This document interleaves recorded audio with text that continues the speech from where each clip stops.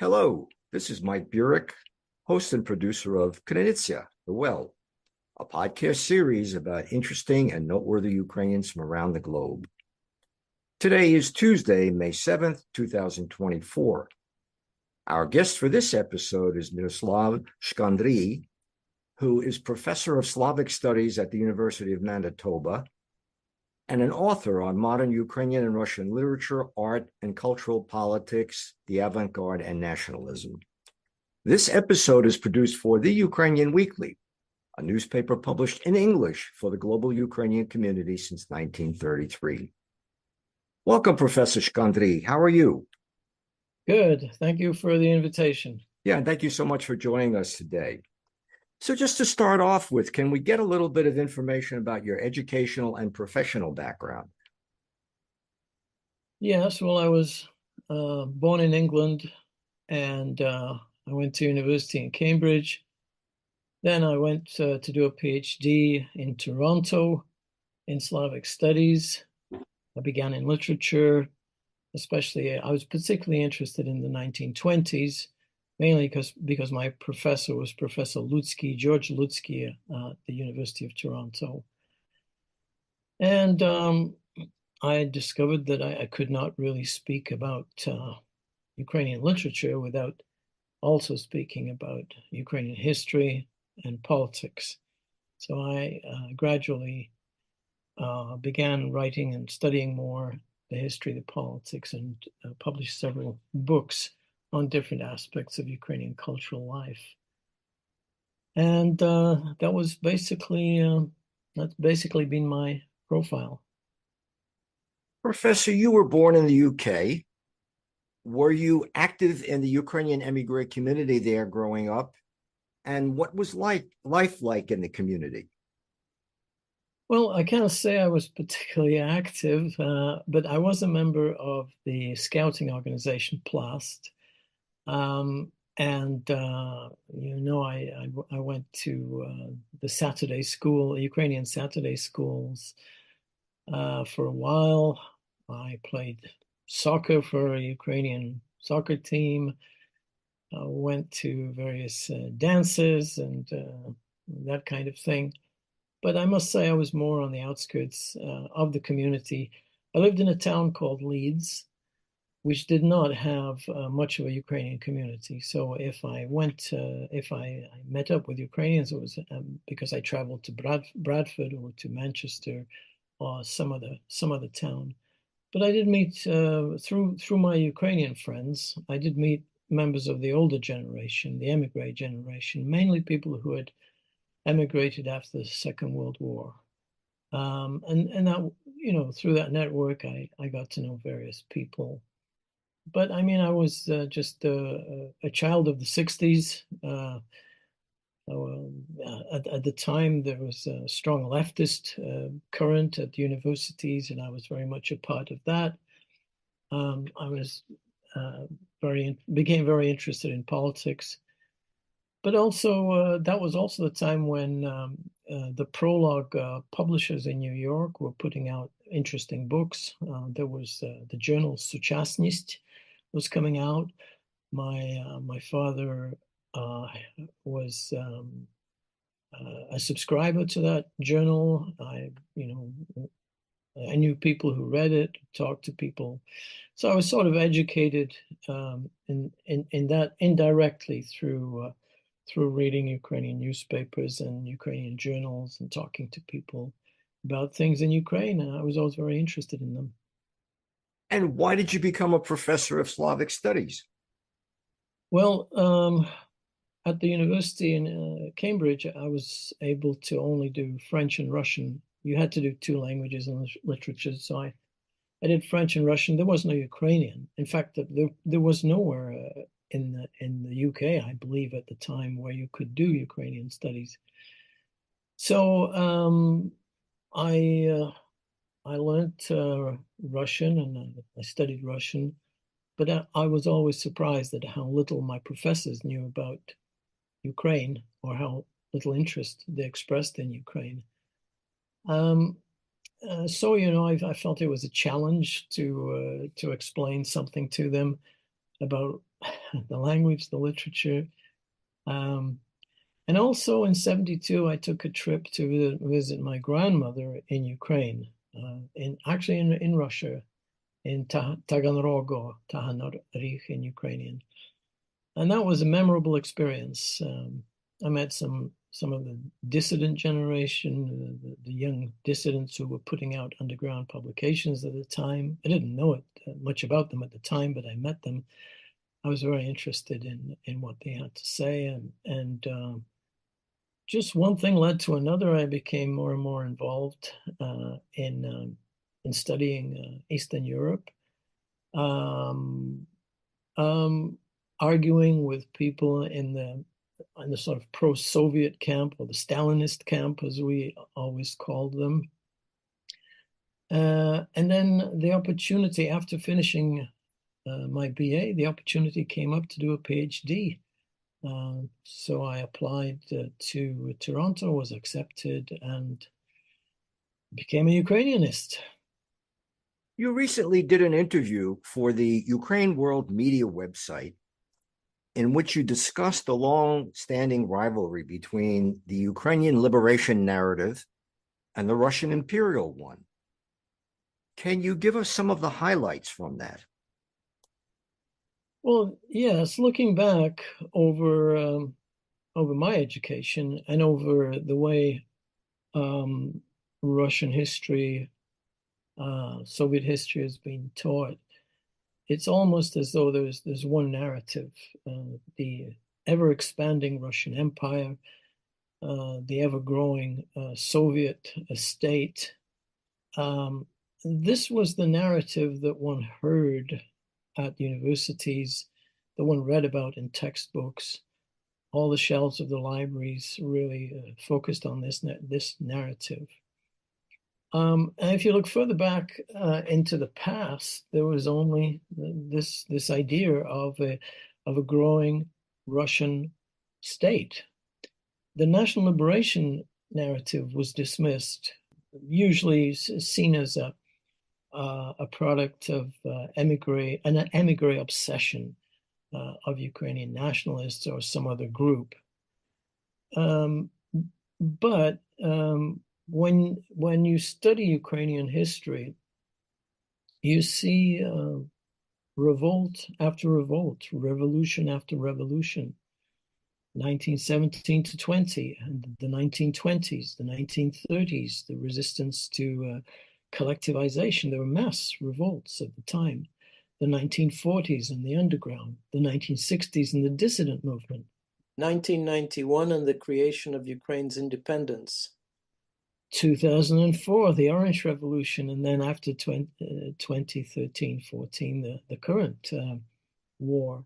So it seems to me that there's always been a cycle of revival, followed by decapitation and repression, and then a period of dormancy and another revival. This cycle shows that there's something else. There's another dynamic in Ukrainian history, Ukrainian culture. And I think that what has become more and more clear now is that there's the people have bought into this idea of a Ukrainian national liberation drive. Putin's narrative, by the way, has killed off the Soviet idea of the brotherhood of two nations, or the brotherhood of nations in general. The idea that Ukrainians and Russians are brotherly people, that they march under the leadership of a united communist party. This has gone out the window because, Putin has made it clear that he doesn't think there is a Ukrainian nation. How can there be a brotherhood of nations when the Ukrainian nation does not exist? Its language does not exist. Its culture, its history does not exist. So I think that's been the death of the Soviet version of two brotherly peoples. The national liberation narrative, on the contrary, it has been marginalized, it has been denounced, it has been thrown out of textbooks for a long, long time, but all of a sudden it has come back. And now with the war, with the attack on Ukraine, and the rhetoric of the Putin camp has actually become the dominant narrative. A lot of people have bought into it now, and people in the West too are beginning to look quite differently at Ukraine and Ukrainian history. So I think you can look at two grand narratives. The Russian imperial one, which Putin favors, and the national liberation one, which clearly is the one that Ukrainians are buying into, and many people in the West now feel is a justifiable way of looking at the growth, the development of Ukraine.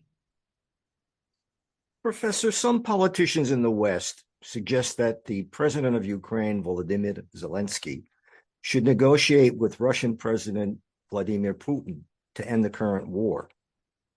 Do you think Putin is willing to negotiate a settlement? And should Zelensky be willing to give up territory to obtain peace?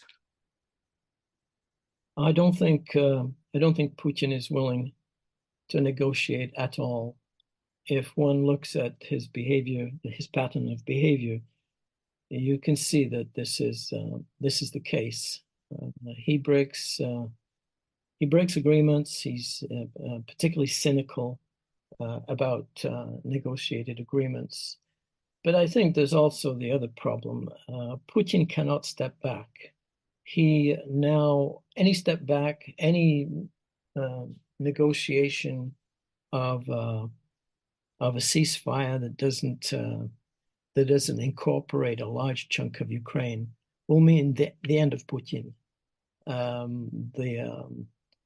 He's led his country into a disastrous war, and people will not forgive him in Russia for what he has done. So he has to keep pushing forward, and he has to keep developing this idea of the West as the enemy. And that means most of Europe, most of North America, many other countries that feel that an international order with rules and regulations should be held to. They're all the enemy in his view. And I don't think, if you look at what is being said on a daily basis in Russian media, there's nothing there that gives you any comfort, any solace, any hint that negotiation with the West is possible. It's all about throwing nuclear arms into the conflict, destroying the West, undermining the international order. There is absolutely nothing there to suggest that the negotiations would be a path forward. Has the Russian invasion against Ukraine been a catalyst for the solidification of Ukrainian political and cultural identity? The answer is absolutely yes. There's been a tremendous change in Ukrainian society. People who considered Russians to be their friends, who had intermarried with Russians, who thought that a common market with Russia would be a good thing. All those people have begun to change. Lots of people are learning Ukrainian, avoiding speaking Russian. There's been a tremendous shift in public attitudes. And I think that one of the most remarkable things about what has happened in the last 2 years in particular, it's been spectacular. Professor, unfortunately, we're just about out of time, but I did want to ask you one more question. Do you think that the Russian war against Ukraine has changed the attitudes of Western countries about Ukraine's desire to join the EU and NATO? Yes, it has. Quite clearly, if you follow the statements that are put out by members of the European community or the North American community, there has been a shift away from simply hoping that Ukraine does not lose the war to actively supporting Ukraine in the war and to fast-tracking it into the European Union and even NATO. This is now openly discussed. This has been suggested by European leaders, and this is a distinct possibility. And I think part of it has been the surprising resistance and the surprising solidarity of the Ukrainian community, for one thing, and this tremendous upsurge of interest in things Ukrainian, which is now reflected in Western universities as well, and Western society. Ukrainian literature is booming in Ukraine.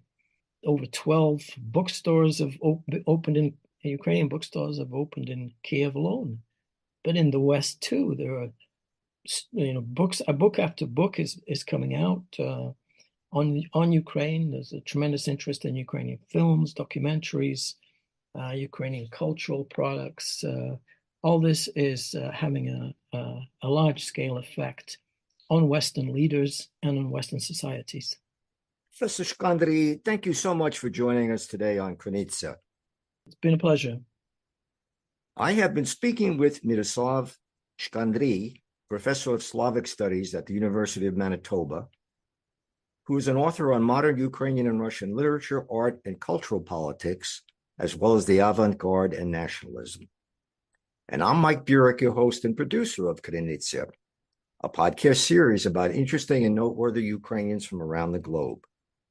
This episode has been produced for The Ukrainian Weekly, a newspaper published in English for the global Ukrainian community since 1933. Until next time, that's all for now.